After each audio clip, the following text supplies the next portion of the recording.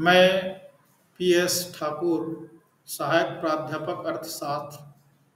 आज का जो विषय है नए आर्थिक सुधार, जिसके अंतर्गत उदारीकरण, निजीकरण एवं वैश्वीकरण के बारे में चर्चा करेंगे। भारत में 1 अप्रैल 1951 से देश का आर्थिक विकास करने के लिए पंचवर्षीय योजनाएं प्रारंभ की गई। 4 दशकों के आर्थिक नियोजन में देश ने आर्थिक क्षेत्र में अनेक विकास किए, किंतु वर्ष 1991 में देश में गंभीर आर्थिक संकट उत्पन्न हो गया था। देश के भुगतान संतुलन के अंतर्गत निर्यातों के मूल्य की तुलना में आयातों के मूल्यों में भारी वृद्धि हो गई थी, जिसे विदेशों को भारत की देनदारी बहुत अधिक बढ़ गई थी। विदेशी मुद्रा कोष में मात्र 15 दिनों के आयातों के मूल्य चुकाने के लिए विदेशी मुद्रा भंडार था। विदेशी मुद्रा कोष का स्वर्ण चांदी इंग्लैंड के बैंक में गिरवी रखकर ऋण प्राप्त किया गया था। विदेशी ऋण एवं सहायता प्राप्त नहीं हो रही थी। अंतर्राष्ट्रीय मुद्रा कोष, विश्व बैंक और एशियाई बैंक भारत को ऋण देने के लिए तैयार नहीं थे। अनिवासी भारतीय भी अपने खाते से भारी राशि निकाल रहे थे। देश में कीमतें 2 अंकों में बढ़ रही थी। चारों ओर भारतीय अर्थव्यवस्था के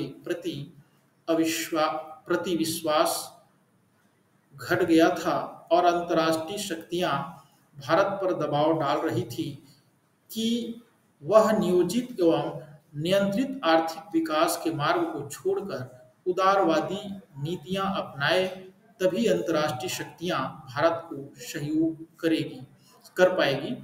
दूसरी ओर सिंगापुर, हांगकांग, ताइवान, दक्षिण कोरिया, थाईलैंड, मलेशिया, जो 60 के दशक में पिछड़ी हुई अर्थव्यवस्था थी, उदारीकरण, निजीकरण एवं वैश्वीकरण की नीति अपनाकर 90 के दशक में पर्याप्त विकास कर चुके थे।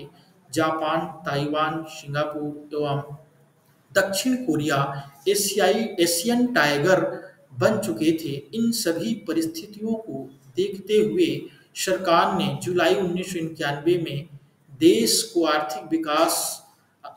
आर्थिक संकट से निकालने तथा विकास की गति को तेज करने के लिए आर्थिक सुधार के कार्यक्रम अपनाए। नए आर्थिक सुधार का अर्थ नए आर्थिक सुधार कार्यक्रम का अभिप्राय जुलाई 1991 के बाद से भारत सरकार द्वारा अपनाए गए विभिन्न नीतिगत उपायों एवं परिवर्तनों से है, जिनका उद्देश्य अर्थव्यवस्था में प्रतिस्पर्धात्मक वातावरण तैयार कर उत्पादकता एवं कुशलता में वृद्धि कर आर्थिक विकास को गति देना और देश को आर्थिक संकट से उबारना रहा है। इस नए आर्थिक सुधार कार्यक्रम के सूत्रधार डॉक्टर मनमोहन सिंह थे, जो पीवी नरसिम्हा राव के मंत्रिमंडल में वित्त मंत्री थे। नए आर्थिक सुधार कार्यक्रम के मुख्यतः 3 अंग हैं: उदारीकरण, निजीकरण और वैश्वीकरण। नए आर्थिक सुधार के इन कार्यक्रमों को एलपीजी मॉडल भी कहा जाता है। एल का मतलब है लिबरलाइजेशन, उदारीकरण, पी का मतलब है प्राइवेटाइजेशन, निजीकरण, और जी का मतलब है ग्लोबलाइजेशन, वैश्वीकरण। नए आर्थिक सुधार कार्यक्रम के मुख्य उपाय निम्न हैं: नियंत्रित अर्थव्यवस्था के स्थान पर उदारता की नीति को अपनाना, सार्वजनिक क्षेत्र को संकुचित कर निजी क्षेत्र को प्रोत्साहन देना, विदेशी निवेश को बढ़ावा देना, उत्पादन की नई तकनीकी का प्रयोग करना, कृषि के आधुनिकीकरण को प्रोत्साहन देना, व्यापार नीति, मौद्रिक नीति एवं राजस्व नीति में व्यापक परिवर्तन लाना, राजकोषीय घाटा को नियंत्रित करना। अब उदारीकरण क्या है? उदारीकरण का सामान्य अर्थ जो है, उद्योग एवं व्यापार क्षेत्रों को अनावश्यक नियंत्रणों एवं नियमनों तथा प्रतिबंधों से मुक्त कराना तथा सरकार की नीतियों में आर्थिक अधिक पारदर्शिता लाना है। उदारीकरण के अंतर्गत सरकार का हस्तक्षेप कम हो जाएगा और सभी निर्णय बाजार की मांग पूर्ति की शक्तियों के अनुसार लिया जाएगा। उदारीकरण का उद्देश्य घरेलू उत्पादन प्रणाली में सुधार करना तथा उत्पादन क्षमता में वृद्धि करना। दूसरा, रोजगार के अवसरों में वृद्धि करना। तीसरा, वस्तुओं एवं सेवाओं की गुणवत्ता में सुधार करना। चौथा, अंतर्राष्ट्रीय प्रतियोगिता में शामिल करना। उदारीकरण के अंतर्गत निम्न नीतियों को शामिल की गई। पहला, नई औद्योगिक नीति 1991। दूसरा, नई व्यापार नीति 1992 से 1997। तीसरा, नई मौद्रिक नीति। चौथा, नई राजकोषीय नीति। और पांचवा, नई कीमत नीति। इसके अंतर्गत पहला, नई औद्योगिक नीति।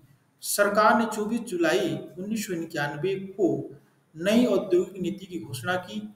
इस नई औद्योगिक नीति में कई सुधारों को शामिल किया गया, जैसे सुरक्षा एवं पर्यावरण से संबंधित 6 उद्योगों को छोड़कर सभी औद्योगिक परियोजनाओं के लिए औद्योगिक लाइसेंस को समाप्त कर दिया गया। दूसरा, सार्वजनिक क्षेत्र के निवेश को 17 में से 8 उद्योगों तक सीमित कर दिया गया। अन्य क्षेत्र में निजी क्षेत्र के निवेश को बढ़ावा दिया जा सकता है। तीसरा, व्यापार एकाधिकारात्मक व्यवसाय प्रबंध (MRTP) को समाप्त कर दिया गया। MRTP कंपनियों को निवेश एवं विस्तार करने के लिए सरकार की अनुमति लेने की आवश्यकता नहीं होगी। पांचवा, स्थान विशेष में उद्योग स्थापित करने की नीति के संबंध में उदार नीति को अपनाना। छठवां, नए उद्योगों को अपने उत्पादन कार्यक्रम बनाने की आवश्यकता नहीं होगी। मूल जो पॉइंट है, राजकोषीय नीति में सुधार। इसके अंतर्गत राजकोषीय घाटा जो वर्ष 1990-91 में सकल घरेलू उत्पाद का 8.4% था, उसे विभिन्न राजकोषीय उपायों के द्वारा कम करके वर्ष 1996-97 में 5% तथा वर्ष 2000-2001 में 4% तक लाया जाएगा। दूसरा, इसके लिए सरकारें सार्वजनिक व्यय पर नियंत्रण करेगी और कर एवं गैर कर राजस्व आय में वृद्धि करेगी। केंद्र एवं राज्य सरकारों वित्तीय अनुशासन का पालन करेगी। राज्य सहायता में की कमी लाई जाएगी। राज्य विद्युत बोर्ड एवं राज्य परिवहन निगमों की कार्यप्रणाली में सुधार लाया जाएगा। केंद्रीय उपक्रमों की बजटीय सहायता को वापस लिया जाएगा तथा सार्वजनिक क्षेत्र के उपक्रम के लाभ एवं कुशलता में सुधार लाने की नीति अपनाई जाएगी। मूल बिंदु तीसरा, मौद्रिक नीति में सुधार। मुद्रास्फीति के दबाव को कम करने तथा भुगतान संतुलन की स्थिति में सुधार करने के प्रतिबंधित मौद्रिक नीति का पालन किया जाएगा। चौथा मूल बिंदु, कीमत नीति में सुधार।